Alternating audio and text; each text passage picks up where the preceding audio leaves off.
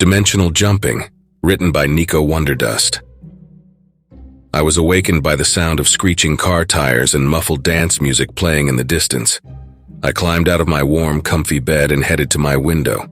The glass had frosted over. As I wiped the frost away, I was greeted by the blizzard just outside my window and the glare of the headlights as a car came speeding by my house and into the night, as the unmistakable sound of DFG's latest CD faded away. As I looked out through the thick snow, I could see what looked like a person laying on the ground. Had I just been woken up by the sound of a hit-and-run taking place? I quickly put my shoes on, picked up my phone from my bedside table, threw on my coat and went straight to my front door. After a couple of deep breaths, I went out of the door and began heading down the street towards where I was sure I could see a person laying on the ground. Fighting through the snow, just off in the distance, a dark figure came into focus, just laying there. It became clear that there was a person laying by the side of the road, and I began to speed up slightly, working up to a slow jog to where the person was lying. But as I got closer, I recognized who it was laying on the ground. Long brown hair, soft, pale skin, a black dress with a single white stripe down the left-hand side that I had seen her wearing in many pictures. The woman laying on the ground. It was my mother. In a blind panic, not knowing what to do, I dropped to my knees as tears filled my eyes, the cold snow bombarding my face. I reached my hand into my pocket and pulled out my phone, unlocked it and dialed 999. Nothing. No ringing, no voice, just dead silence. It hadn't occurred to me at that moment, but I couldn't even hear the wind or the distant cars anymore.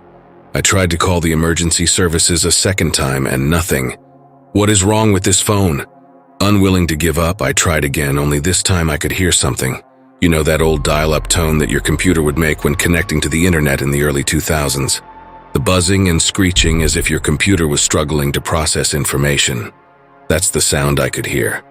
After a couple of seconds, the sound just stopped, and then I could hear my alarm directly in my ear, scaring me half to death and waking me up from what is easily the worst dream I've ever had in my life.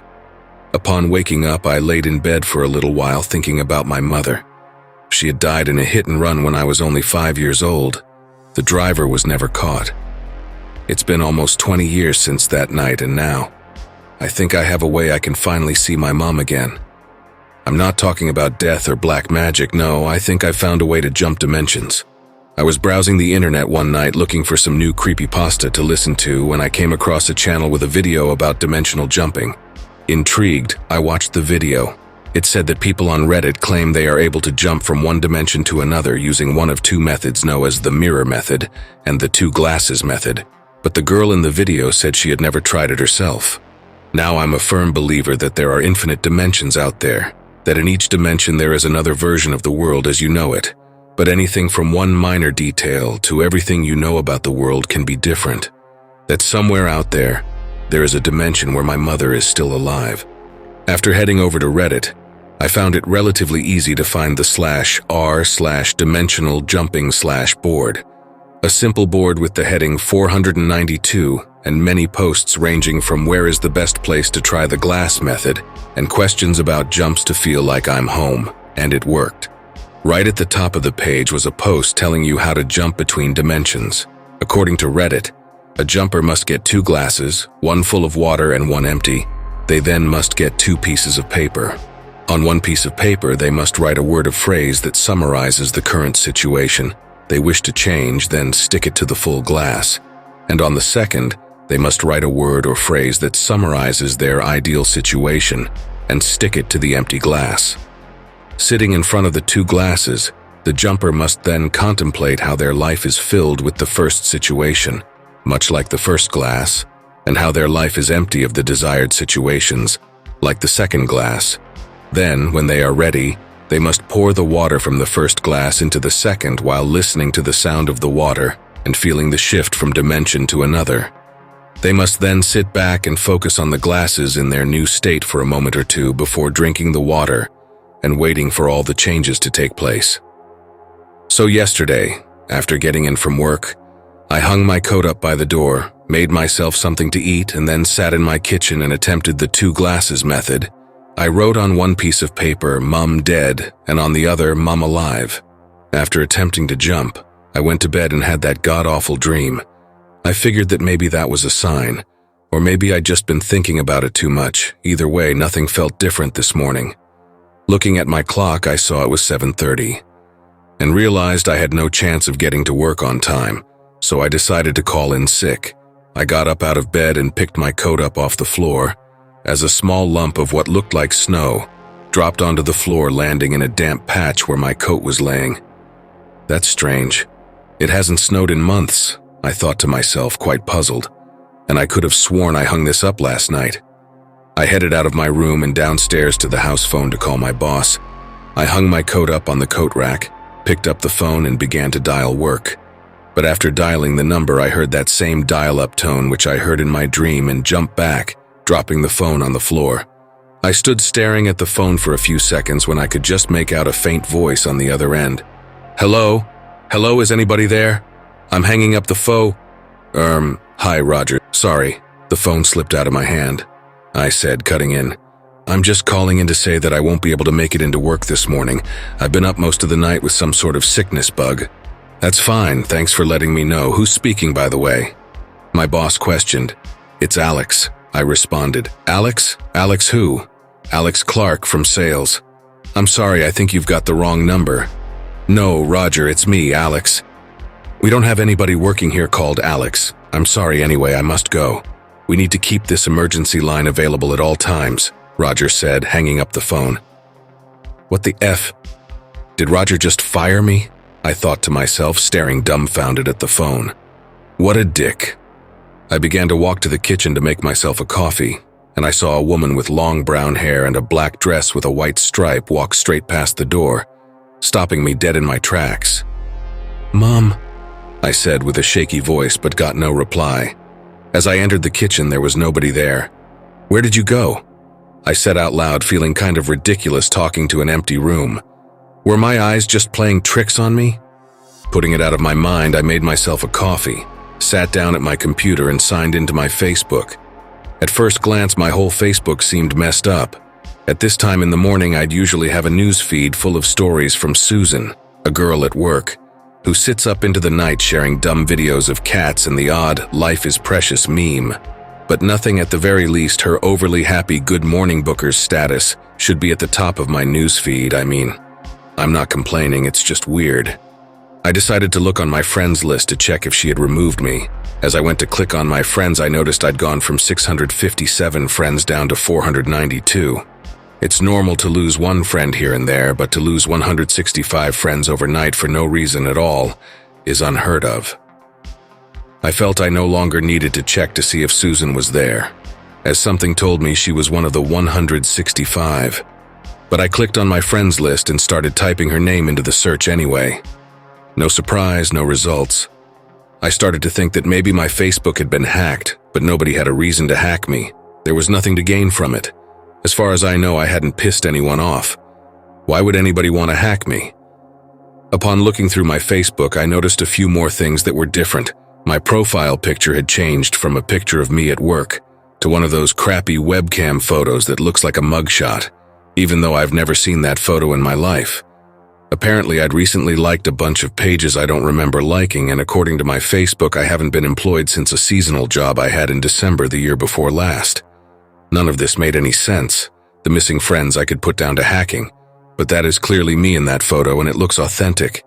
And the pages hadn't just been liked overnight either. A couple of them were only a few nights ago, and I know I was on Facebook, but I certainly didn't like Pretty Little Liars. I needed to get some fresh air. I got up from my computer and left the house, opting to walk down by the river as opposed to taking a drive somewhere. As I got down by the river, I sat down on the riverbank, relaxing in the blazing sun as the heat engulfed. Some ducks were swimming carelessly upstream, and the sound of running water helped to ease my mind. Suddenly, a thought crossed my mind. Where did that snow come from on my coat? I pondered. The last time I recalled seeing it snow was in that god-awful dream. Then this morning, Roger didn't have a clue who I was. Susan is no longer on my friends list, and I haven't been employed in almost 2 years. What the hell is going on? I shouted, startling the nearby ducks. I began to feel like I had thought so much about dimension jumping that my mind had created the illusion that I actually jumped. I had all these questions racing through my mind and not a single answer to any of them. I felt like I was going crazy. But then I had a thought. What if it worked? I had to find out. I had to be sure. I needed to try and get in contact with my mom. I jumped up from the riverbank and ran as fast as I could, all the way home. And just in time too, the sky had gone from a beautiful blue sky to filled with thick gray clouds, and the wind began to pick up. Rushing through the door and slamming it behind me, I ran straight from my computer and signed into Reddit. I posted my experiences on the Dimension Jumping subreddit and asked for advice. Within 2 minutes I got a reply. It read, "You must go back to your own dimension." "Well, thanks a lot, buddy. I posted here to ask for help and you are just rude," I replied. No sooner had I pressed the send button, the page refreshed and I was greeted with another message. "This sounds to me like you've had a successful jump. Let me be the first to welcome you to 982. But be wary. Nothing good ever comes from jumping to try to resurrect a loved one." At that moment in time, the response could have said anything whatsoever, but all I saw was, "You've had a successful jump," and instantly took to Google to try and track down my mom. I must have been searching for hours. The wind outside my window had picked up and it had begun to snow. I went and got myself a coffee, lit the coal fire, and went right back to searching for my mom. After another hour or so, I found her in the online directory. What's more, she only lived within a 10-minute drive of me. I jumped up from my computer desk, knocking my seat over. I threw my now cold coffee into the fire, half extinguishing it, and ran out of the front door, grabbing my car keys on the way out. By now, the snow was really coming down. Upon stepping out of my door, I was up to my ankles in snow. I ran to my car door, almost ripping it off as I threw it open. Sitting down in my car, I took a moment to take in what was actually about to happen. After all these years, I was finally going to meet my mom for the first time of my adult life. Unbeknown to her, this will be the first time I've seen her since I was 5. I was going to have to play it cool.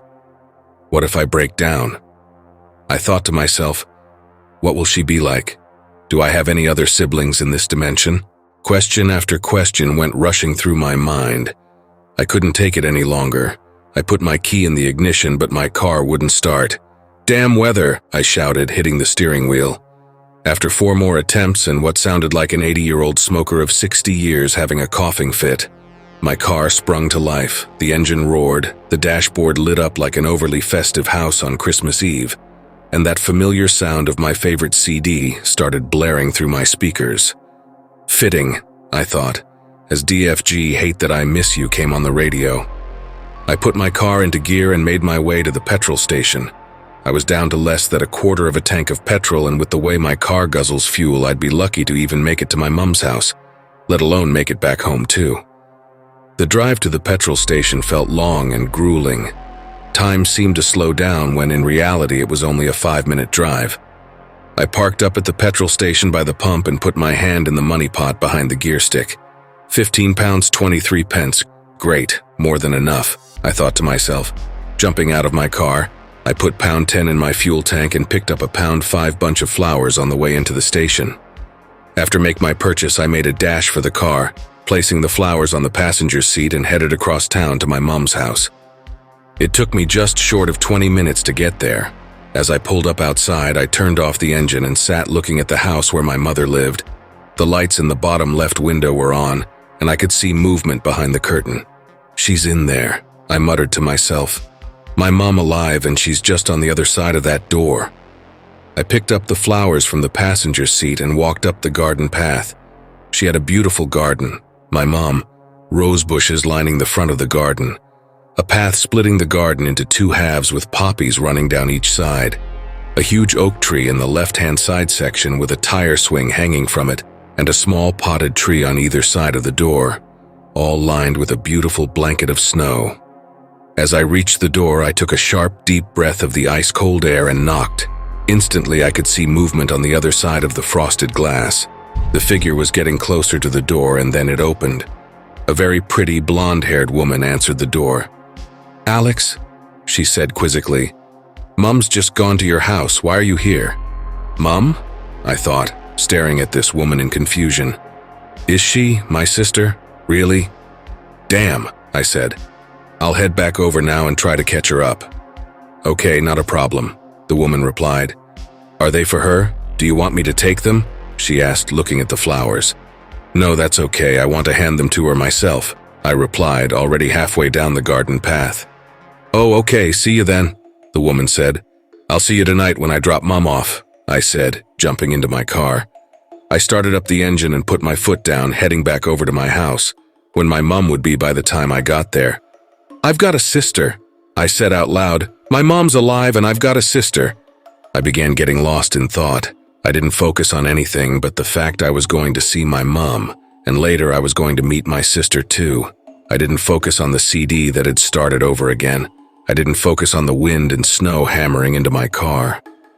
I didn't focus on speed when I was easily doubling the speed limit. And as I was turning onto my street, I didn't focus on the woman in the black dress with the white stripe, stepping out, in front of my car.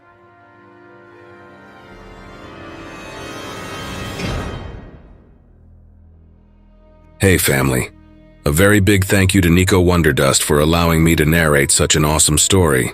Be sure to check out their creepypasta.org profile for more awesome tales. If you would like to support us and make a donation, I'd be very much appreciative. I do have PayPal and a Buy Me a Coffee account. Be sure to also check out our merch store. There are plenty of items and designs to choose from. If you enjoyed this video, then why not check out the next one, here, on the right-hand side. You can also follow us.